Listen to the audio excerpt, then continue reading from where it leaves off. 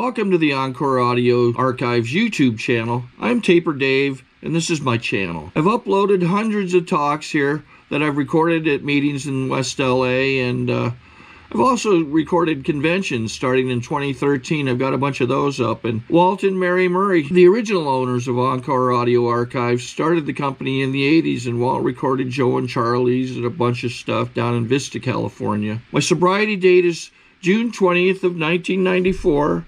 I hope you find something you like, so please like and subscribe to my channel and comment down below. If you want to hear something that I don't have or that you don't see, I'll see that I get it. Anyways, take care and have a great day if you want to. Now it is time to introduce our main speaker for tonight, Ed.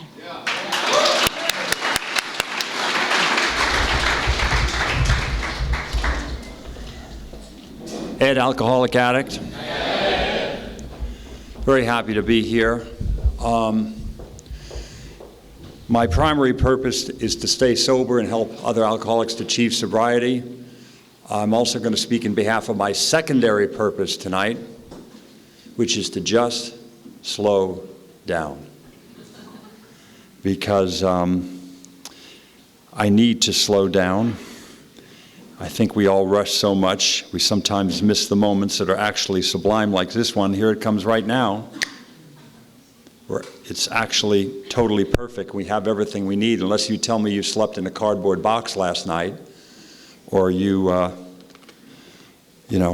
lost a family member today. I think most of us have everything that we need. If you ate today and you're not sleeping outside, I think you're ahead of the game. And so, in the there are no big deals department, I think we need to all slow down. If I reach just one person tonight, and that person is me, and I actually just slow down, I think I'm ahead of the game. So I'm going to try to do that tonight and be in the moment, and also to practice rigorous honesty, because there's a problem when you're a big bullshitter like I am. When you're actually even telling the truth, people just don't believe you. Right, honey? I've got my sodium pentothal in a skirt right here, my wife. At some point, she's going to stand up and go, bullshit! And I never know when it's going to happen. If you're a big bullshitter like I have been most of my life, certainly my drinking life, then when you're telling the truth, people just don't believe you. I'm sorry, I was almost late tonight, but there was some armed gunmen and there's a high-speed chase, and the cops had the neighborhood cordoned off, and I couldn't get my car out. Now, I've said that many times before large and small groups of people. This is actually the first time I'm actually telling the truth. Because I live in Studio City, as Jonesy knows. And if you're watching TV before you came here, you know there was a high-speed chase, and they had my house was cordoned off, and there was armed gunmen in the neighborhood. I thought, what am I going to do? How do I get a hold of John? Is he at the meeting and tell him I can't leave? They have cops with shotguns outside. I got to get to a meeting. Get back in your house, sir. Choppers overhead, news cameras, but I made it. Thank you. And that's actually true this time, isn't it, honey? Actually, I practiced nearly rigorous honesty since I got sober this last time, 1979, is when I last took a drink. But I was allowed to tell lies to one small group of people, namely half the population of the planet, women. And I still, in sobriety, told lies for a while. The first 3 years of our going together before we got married, there was a few Pinocchio stories, weren't there? Honey, I'm sorry, I didn't get the message. The cat walked on the answering machine. Until she actually came to Boston and looked at the answering machine, where the clear button was on the side of the machine. A cat couldn't have really walked on it, Jonesy. Busted. But that was 95, so from 96 to date, it's my opinion I practiced rigorous honesty, but at some point she's going to jump up and go, bullshit! But I'll try to be rigorously honest. I will talk about my drinking. I drank a quart of vodka every day from 1971 through 1978, and that is not bullshit. When I say every day, let me not practice any hyperbole. I drank a quart of vodka nearly every day from 1971 through 1978. What I mean by nearly, I mean 300 some odd days a year. A small amount of days in any given year, I'd have less than a quart of vodka in a day, or I'd have just a few six-packs, 2 or 3 six-packs. That was my idea of, really kind of going on the wagon. And I did that from 71 through 78 until I wound up at Cedars-Sinai with an IV in my arm going, check please. And it got me, it got me to a meeting a day, and I went out and drank again for 3 days in 1979. And I'll explain about that when I had 3 days, my final 3 days of drinking in 79. I'll tell you about all that.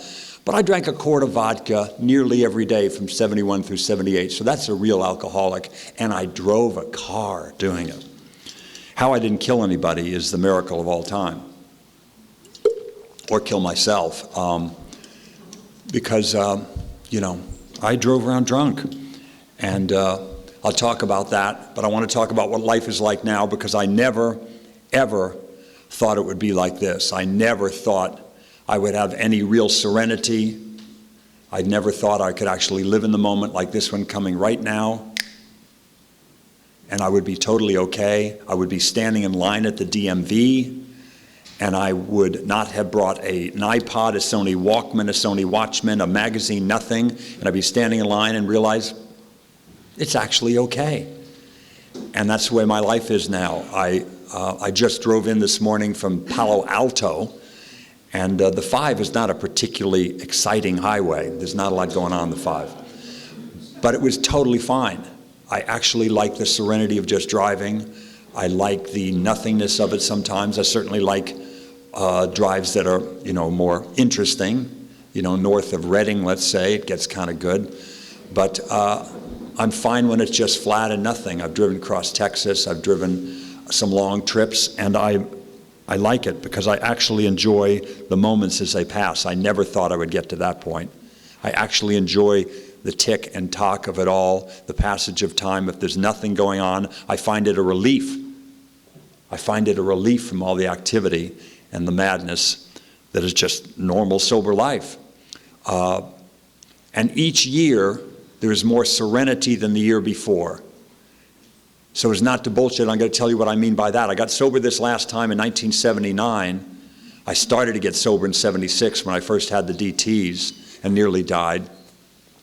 And then but I last got sober 1979, and every year has been better than the year before. I had a pretty bad year in 95. I had a really bad year in 98. But other than that, it has been incredibly good and filled with serenity, and that's a miracle, because I didn't expect that. I just wanted shelter from the storm. I just wanted to get out of the incredible pain of a quart of vodka a day and lots of blow and lots of Quaaludes and smack a few times or whatever I could get my hands on, and that's the way it was, and it was not fun. And I started to come in these meetings in 76. And each time I'd come in, I'd be bandaged in another area. I'd come in a spica cast. I'd come in a, with my hand bandaged up, with lots of stitches. I remember the hand incident vividly. I was so drunk and loaded, I went to the emergency room in Oceanside, and they were doing this stuff. They were going to give me a local. I said, you don't really need to. I really can't feel anything. They had to stitch up my hand, which was very badly cut up from holding on to a bottle of beer and falling down the breakwater at Oceanside. And as an interesting metaphor, I wouldn't let go of the bottle. So it broke in my hand, cut my hand up really bad. There's lots of blood everywhere. I needed stitches. And I was literally feeling no pain. And they came to me and said, we did some blood work, and there's a little problem. I went, what do you mean? What kind of problem? With your blood? What do you mean? He said, you got a little bit of blood in your alcohol. It's very funny. I like that. Go ahead, stitch it up. I don't need a local. I'm fine. And that's the way it was. But today, I get up early in the morning. I get up at 6 or something. I do the crossword. I do the jumble. I ride my bike up to Mulholland from Laurel and Ventura, ride down around Franklin Canyon Lake, and I head home. And then I take my daughter to school, my 9-year-old who's crazy about me. I take her to school, and I go to Moore Park when I can, and I work a lot, and I do a lot of things, and I never thought I would have so much joy in my life, real serenity. And for a guy who was in the kind of pain I was, for a guy who drank a quart of vodka every day and had nothing but days filled with pain and torture, I never expected it. Because when I drank, lots of things happened that were really bad. Through a series of bad breaks and misunderstandings, I wound up at LA County Jail for impersonating an officer. That doesn't happen to normal people. Normal people are not out front of the Troubadour in 1972 in a full LAPD uniform. You know, saying, no, it's part of my nightclub act, I swear. And went to county, and it was not good because, it was not good there at county.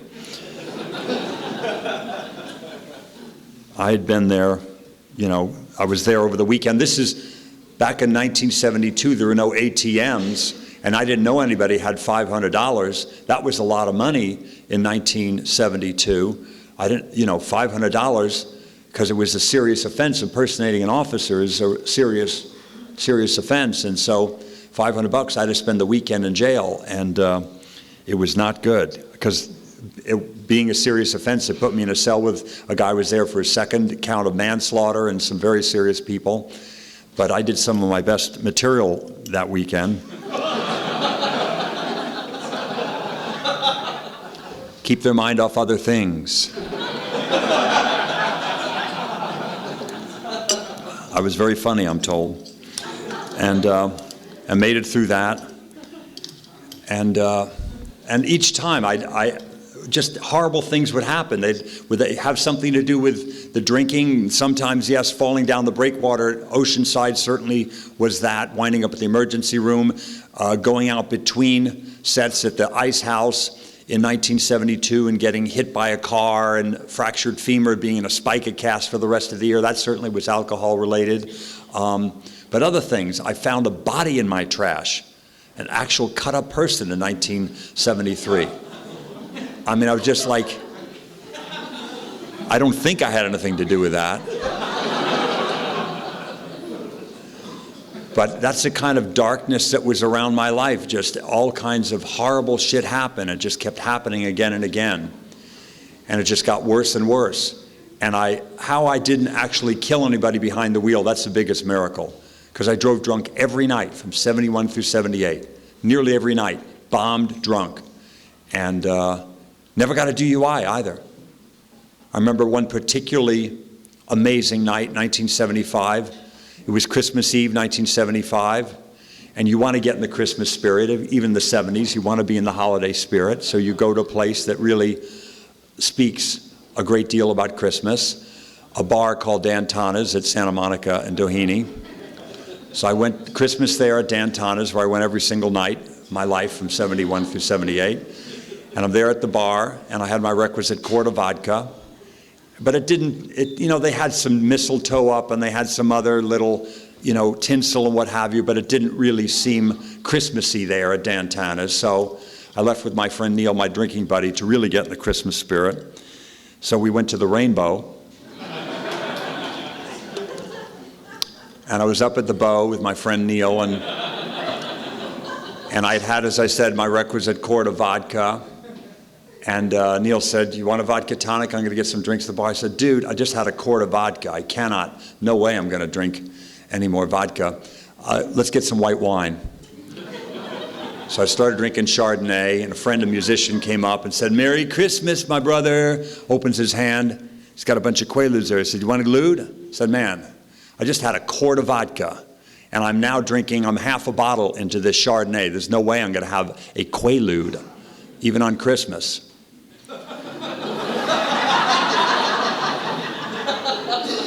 "Give me half." And then another half. And then another half, all, 10 minutes apart, like that was going to make a difference. So, quart of vodka, By now, a full bottle of Chardonnay, Quaalude and a half.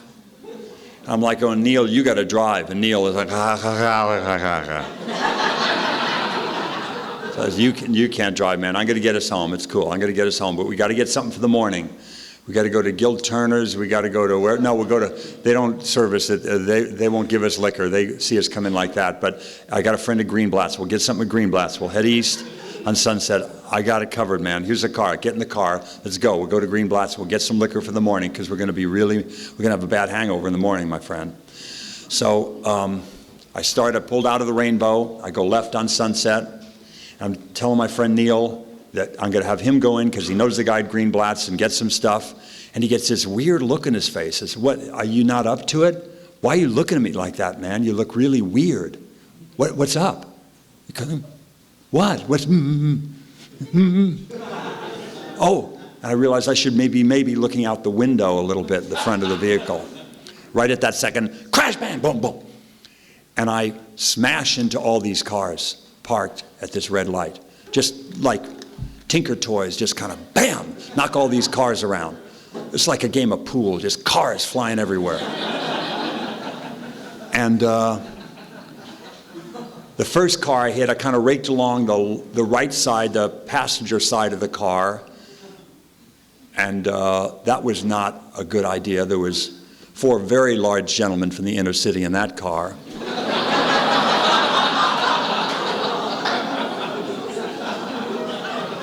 They were not happy.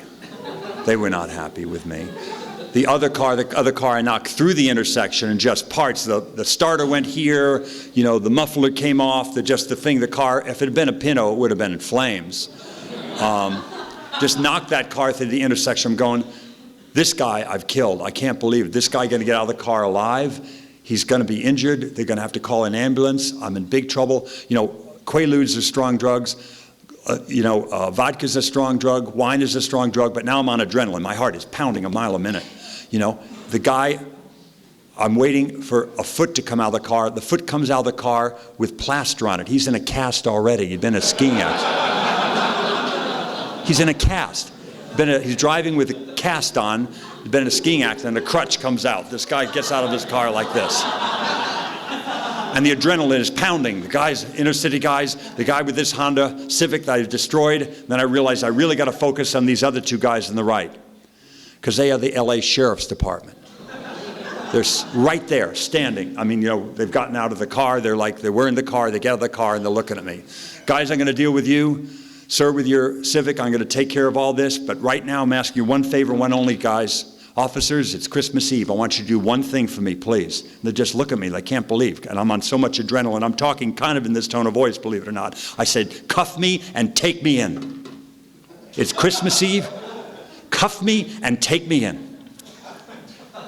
What are you talking about? I said, I've been pumping these brakes since back at Doheny. These brakes are defective. I'm going to sue Toyota Motor Company. I'm going to own that company. I'm telling you, it's going to help the lawsuit. Cuff me and take me in. Sir, have you been drinking? I'm not going to lie to you. I'm not going to insult. Yes, I've had a couple of beers. It's Christmas Eve, guys. But I'm telling you, cuff me and take me in. These brakes, I've been pumping them. Check it out. Get under the thing. I'll get under. Pull up. Put them. I had the cops with me pulling up in the emergency brake. I'm looking. Is there any fluid? You see any fluid?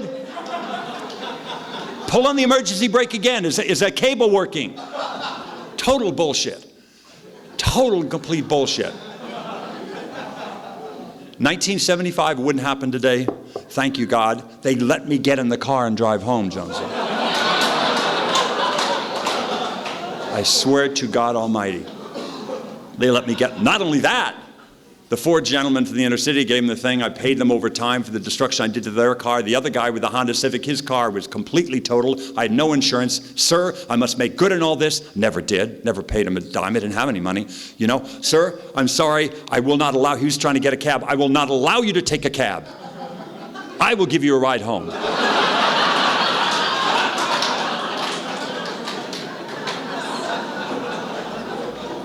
The guy gets in the car. The cops leave. If you're here tonight, you know about adrenaline and alcohol and all that stuff. There's at some point when the adrenaline wears off, your adrenal glands The adrenal glands can only squeeze so long, then they're bone dry, and now I'm like this again. I leave San Vicente and Sunset from where I hit all these cars, and they've cleaned up the mess, and now I'm like this again. I'm like scraping into cars near La Dome. I don't even make it to Sunset Plaza, and the guy with the crutch is hitting me. Let me out of the car. You're fucked up. Stop the car. Stop the car. Well, you in great? Get out then and hobble on home. Get a cab from here. I don't give a... And that's the way it was. And that's the way it was. And then the next morning, you know, by the time we went through all that, Greenblatt's was totally closed. So there was no getting... Another good plan foiled. So we had nothing for the morning. I crashed at Neil's place, and I woke up with the teeth of God gnashing at my head. And I was really a mess. And I said, Neil, you gotta have something. Don't you have anything here? I'm gonna go down to Greenblatt's and get something at 6 in the morning, and they'll be open whenever they open, 7, whenever it was, but I need something just to make it down the hill. What do you got? Nothing. I'm kind of bad off too. Why, you got in an accident last night, didn't you? Yeah, I did. I got in a big accident last night. Did I go to jail? No, they let you go. Oh my God, let me go. Okay. I got to guess, but I need something to make it just down the hill. Do you have anything? No, I got nothing. Let me look. I open the cupboards. You liar. You liar. There was one bottle of Guinness. I wonder, what's one Guinness supposed to be served warm anyway? I'm going to take it. But I was so messed up, I'm trying to open it up. I got an opener like this, and I'm shaking so bad, I bust the top off, and now there's broken glass all in the Guinness, in the bottle. Didn't take a beat. Got a Melita coffee filter, poured it right through. Got the glass out, drank it up, made it down the hill. Got some vodka, started again. And that's the way it was. That's the way it was for all those years. That was 75. I had another few years left in me. But I still, at that point, I kind of got away with all that stuff. I didn't have the DTs till that next year. October of 76, the first time I had the DTs, that I really paid the price, because I just kind of skate through it in some way. I had to go see a lawyer about this second accident I'd gotten in drunk, with no insurance, with cars damaged and what have you, and no insurance. And this lawyer said, I'm not going to help you. I'm not going to help you this time unless you promise me right now, and I'm going to check up on it. I'm going to check up on it. Unless you promise me you will no longer drink and drive. You have to promise me right now, and I'm going to verify it, that you will no longer drink and drive. I'm not going to help you get out of this. Will you commit right now to the fact that you will no longer drink and drive? I went, absolutely. Absolutely. Take my keys, I'll stop driving. It never occurred to me to stop drinking. It literally didn't occur to me. Yeah, I'll go to a meeting or what. Just, oh, dude, I'll get rid of the car. Take the car. And I literally gave him this card. He wouldn't take the keys, the lawyer, but I gave it to this friend. And I told him, go check with Tony. I don't have a car. I don't check with me every day. I don't drive. I stopped driving for a long time. People thought it was about the environment. He's riding a bike or taking the bus.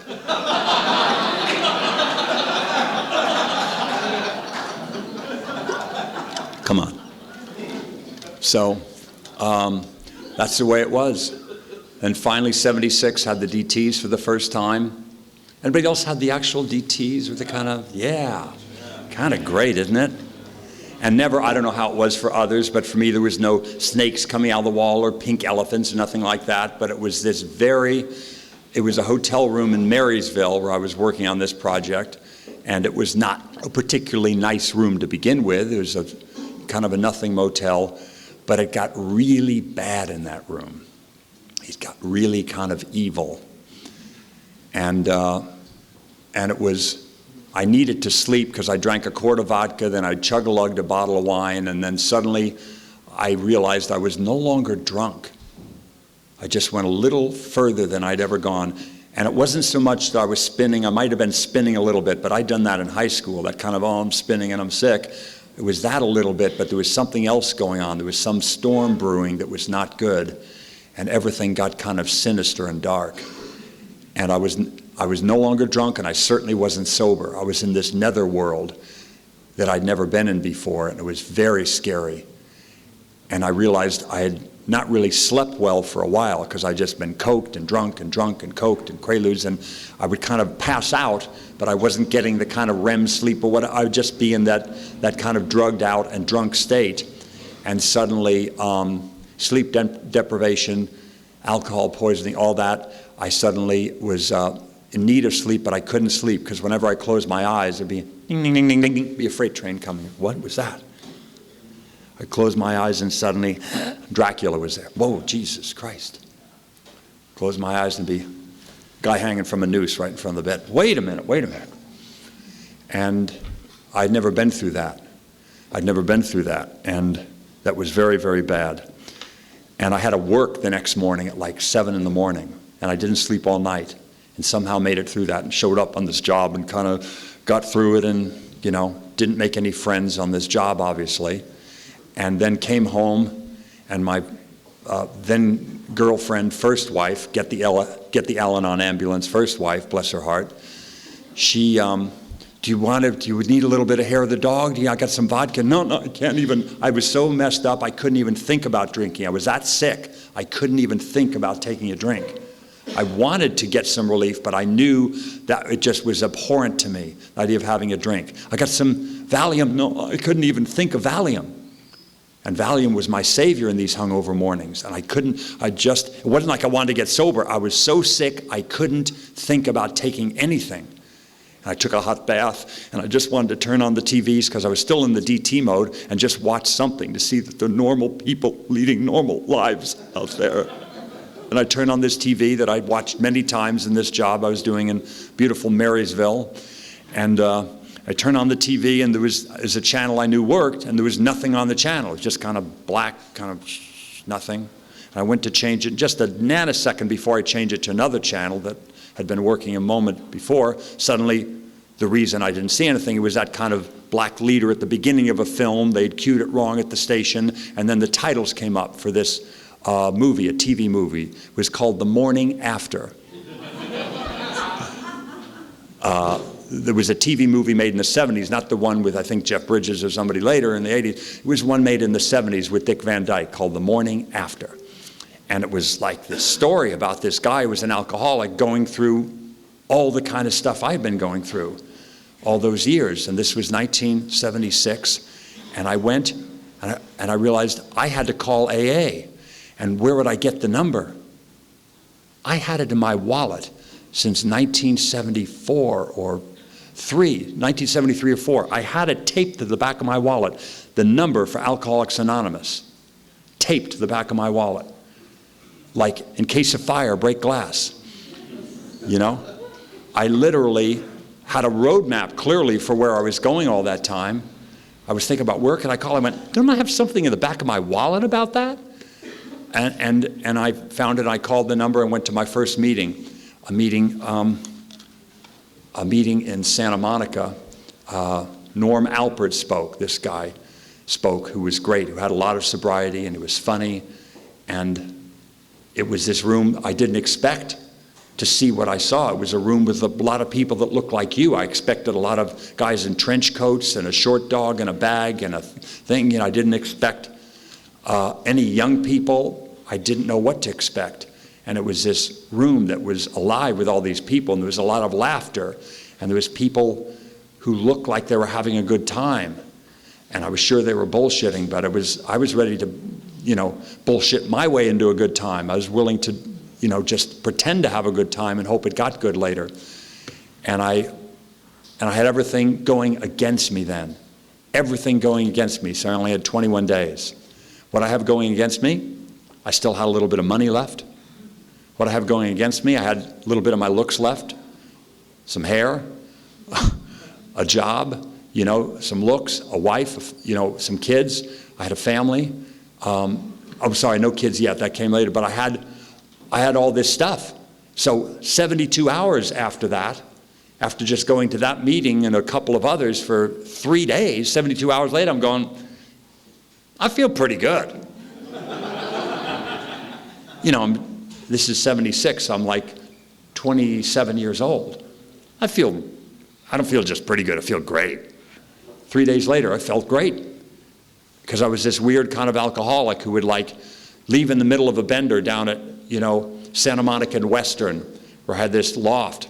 I'd drink at these sleazy bars down there. I'd leave in the middle of a bender with these lower companions. I'd go, guys, I got to go for a while. It's 3 o'clock. I'm going to meet you guys later around 6, okay? Sure, yeah, well, wait a minute. Where are you going? I got to go have some brown rice and vegetables, and I got to have a sauna, and I'm going to go work out for a while. I'll see you guys later.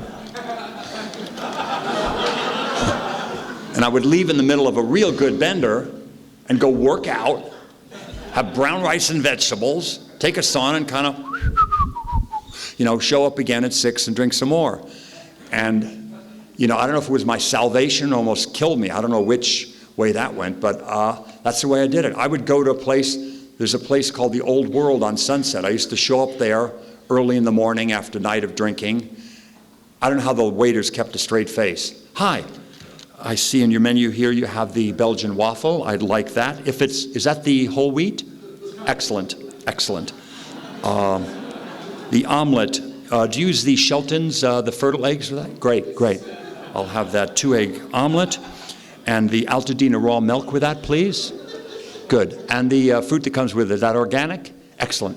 Very good. I'll have all that. I'm very hungry. Oh, and can you bring me a couple of Bloody Marys too, please? Yeah.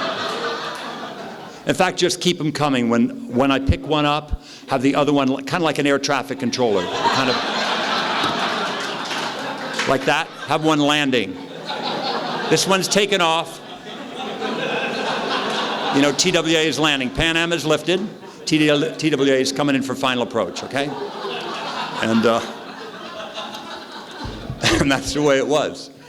And that's the way it was. So that was either my salvation or my undoing, because I keep coming in, I would have, you know, something new bandaged and just had all this incredible misery. And 21 days, 25 days. And then finally, 1978, 2 years after I first had the DTs, I'd had a quart of vodka, I'd had a bunch of Coke, I had some Australian version of a Quaalude. I don't know what that was called, but it worked kind of the same.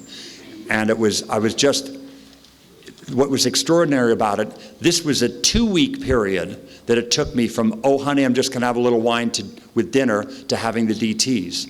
When I first went out after 1976, to go from, oh honey, I'm gonna have a little wine with dinner after 21 days of going to meetings, from that point, I'm gonna have a little wine with dinner, to full DTs was 6 months, the first time in 76. Then 77, it was 3 months. Then it was 2, and pretty soon at the end in 78, it was 2 weeks from I'm gonna have a little wine with dinner to full-blown DTs and kind of, let me turn on the TV and see what's on. And I almost died. Not like, oh man, I almost died, I had a real anxiety attack. If you send enough chemical signals to your brain, as I did, at some point it will shut down and stop the motor nerves, you stop breathing, your heart will start pumping. I had had all this alcohol and Coke and this Australian Quaalude, and then I had the DT so bad I called up my doctor to get some Valium because I just couldn't take the feeling, and my regular doctor was out, this other doctor was in, he said, no, I don't want to give you Valium, you've had that too much in the past. What can you give me? You should have some Thorazine. I think he actually wanted to kill me. I don't know about that. So I took, and Thorazine is very different than a muscle relaxant known as Valium. I'm taking a Thorazine, 25 milligram, 25, 25. I took like 9 of them because they didn't work. And then finally, boom, I went out. And then woke up with my wife slapping me around. Not the first time she'd done that. But this time slapping me around to wake me up because I was actually, you know, I was checking out. Your color's really bad. Your respiration is bad. Something's wrong. And they got me to Cedars, and I made it through that. Went out again after a year and a month going to meeting a day. Why? Because I didn't have a step. I didn't have a sponsor, and I didn't work the steps. So finally in 1979, I drank 3 of the most candy-ass days of drinking I ever had, and that finally had normal amounts of liquor for 3 days, half a bottle of wine, 4 beers, had nothing, and was sick as a dog in that. Sick as a dog in that. So if you think you can go out there and drink some more, and it's going to work this time, if you think it's going to be different, it will be. It will be worse. And so now finally from 1979 to date, 29 and a half years, I haven't taken a drink because I got a sponsor and I worked the steps. And I'm so honored to be here, John, at Rodeo. It's a great meeting. This is where I got sober, not this Rodeo, but the one on Rodeo. So it's an honor to be here, and it looks much the same as it did when I came in '76. This is exactly what drew me to this meeting, these kind of faces and these kinds of people. So thank you for having me. Yeah.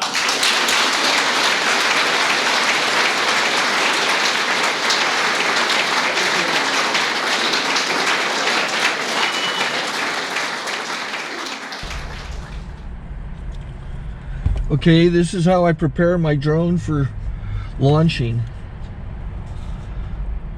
I like to do it inside the cab of my truck so I'm not standing outside in the weather.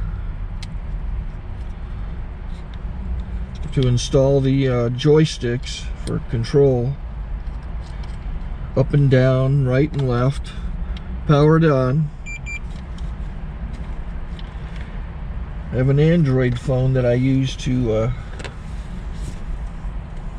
connect it to the drone with. And it's actually controlled through the iPhone, through an app. Oops, wrong way. It's actually controlled through the iPhone, or through this Android phone, through the app. It's actually controlled through the Android phone, through an app, and you connect it through this short connection right here.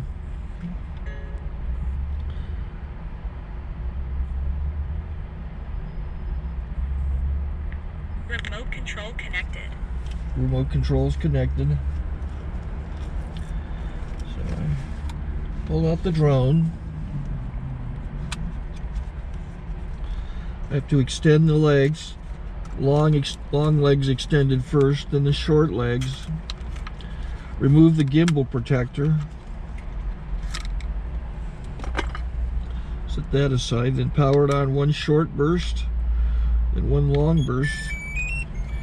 I lay it down.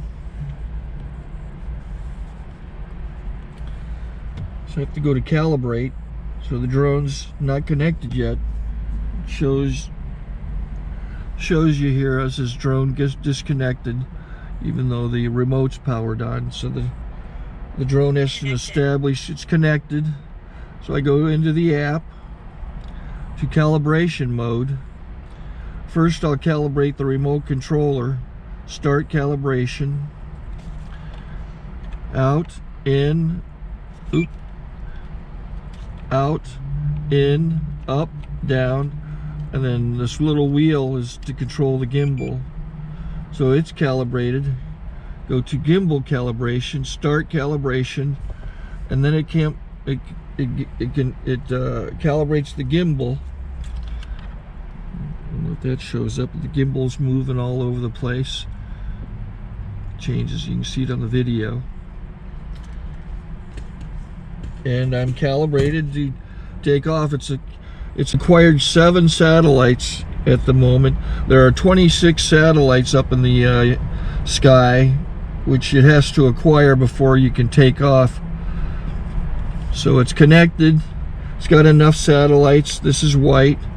I can go to press this little arrow button, swipe right to take off, and it would start the motors if I slid this to the right. But I'll wait till I get outside. Don't want to do it inside.